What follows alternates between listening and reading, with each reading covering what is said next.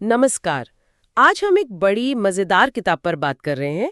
काम टालना छोड़ो, अपने मेंढक को खाओ। ये उन सब के लिए है जो कभी-कभी जरूरी काम टाल देते हैं। हाँ, और इसका जो मेन आइडिया है, ईट दैट फ्रॉग, सुनने में थोड़ा अजीब है, पर मतलब सीधा सा है। क्या मतलब है इसका? मतलब ये कि दिन का जो सबसे मुश्किल, सबसे जरूरी काम है ना, जिसे लेखक ने फ्रॉग यानी मेंढक का है, उसे पहचानो अच्छा, और सुबह सबसे पहले बिना टाले उसे खत्म कर दो। तो ये मेंढक मतलब वो बड़ा सा काम जिससे हम बचते रहते हैं, शायद बोरिंग हो या मुश्किल। बिल्कुल भाई। ब्रायन ट्रेसी जो लेखक हैं, उनका कहना है कि अगर ये सबसे बड़ी चुनौती सुबह ही निपट गई, तो बाकी दिन आसान लगता है। हाँ, और ज्यादा प्रोडक्टिव भी महसूस होता है। तो आज हम इसी किताब के कुछ प्रैक्टिकल तरीकों पर बात करेंगे जो ये टालमेटोल की आदत से लड़ने में हेल्प कर सकते हैं। चलिए देखते हैं। तो पहली बात जो किताब कहती है वो ये कि भाई सिर्फ सोचने से नहीं, करने से होता है। एक्शन लेना जरूरी है। एग्जैक्टली।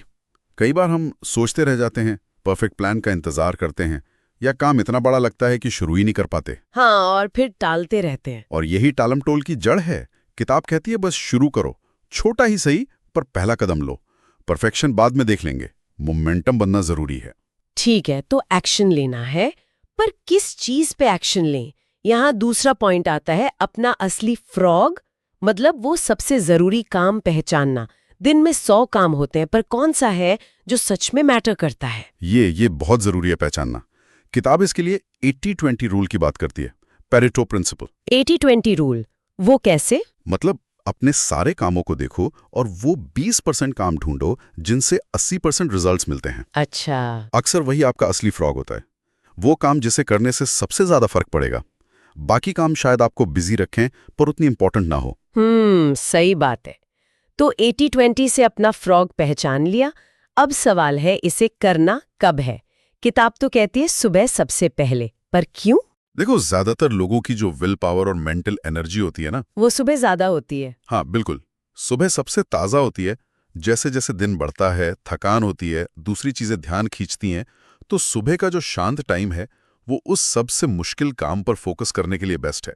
लेकिन अगर कोई नाइट आउल हो तो, जिसका दिमाग रात में ज्यादा चलता है? अच्छा पॉइंट है।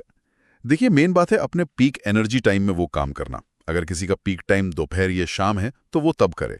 मुद्दा है सबसे मुश्किल काम सबसे ज्यादा एनर्जी वाले टाइम में। ठीक है, समझ गई। तो क्या करना है, कब करना है, ये हुआ। पर मान लीजिए कई जरूरी काम हैं, सब ए कैटेगरी वाले लग रहे हैं, तब प्रायोरिटी कैसे सेट करें? वो ABCD मेथड बताया है ना इसमें? हाँ, ABCD मेथड।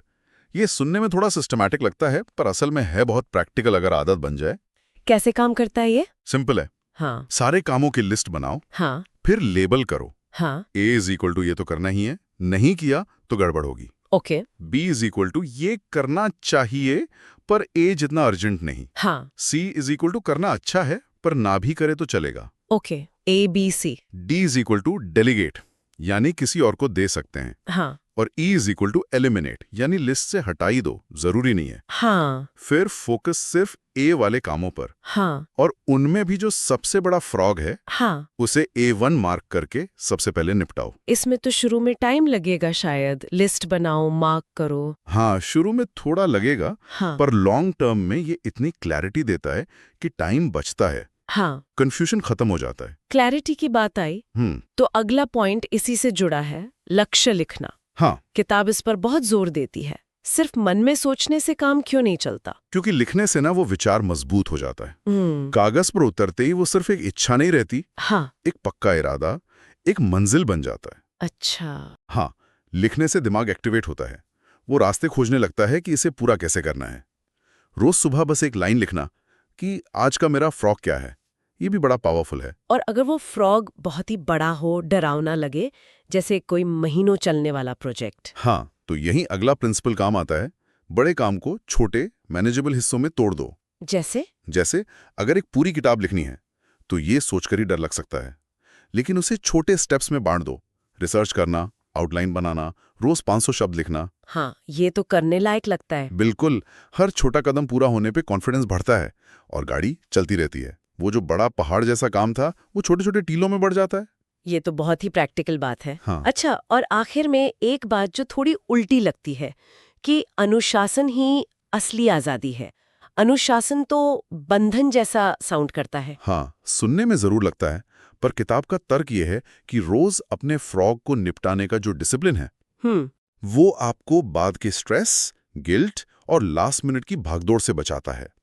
ये अनुशासन आपको अपने टाइम पर कंट्रोल देता है। अच्छा, इस तरह से। हाँ, ताकि आप वो काम कर सकें जो आप सच में करना चाहते हैं। तो ये डिसिप्लिन असल में आपको एक ज्यादा शांत, कंट्रोल वाली जिंदगी जीने की आजादी देता है, बिना टेंशन वाली। तो कुल मिलाकर ये किताब मोटिवेशन से ज्यादा एक्शन पर फोकस करती है और कुछ सीधे पर असरदार तरीके बताती है। हाँ बिल्कुल, जैसे कि सबसे जरूरी काम, अपना फ्रॉग पहचानो, उसे अपने बेस्ट एनर्जी टाइम में हो सके तो सुबह सबसे पहले करो। ABCD मेथड से प्रायोरिटी सेट करो। लक्ष्यों को लिखो ताकि क्लियर रहें, बड़े कामों को छोटे हिस्सों में तोड़ो। और ये समझो कि रोज का छोटा सा अनुशासन ही आगे चलकर बड़ी आजादी और सुकून देता है। बिल्कुल, और ये तरीके किसी के लिए भी काम के हो सकते हैं।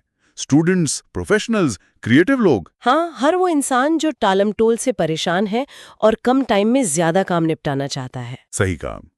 अच्छा, चलते चलते एक सवाल छोड़ जाते हैं सोचने के लिए। बताइए। किताब में एक लाइन है, जितनी जल्दी आप अपना फ्रॉग खा लेंगे उतनी ही जल्दी दुनिया आपको गंभीरता से लेना शुरू कर देगी। अब सोचने वाली बात यह है, क्या सच में सिर्फ अपने सबसे मुश्किल काम को पहले करने से दुनिया का नजरिया बदल जाता है? या ये बस हमारे अंदर का कॉन्फिडेंस और कंट्रोल है जो बाहर झलकता है? हाँ, शायद यही। इस पर सोचा जा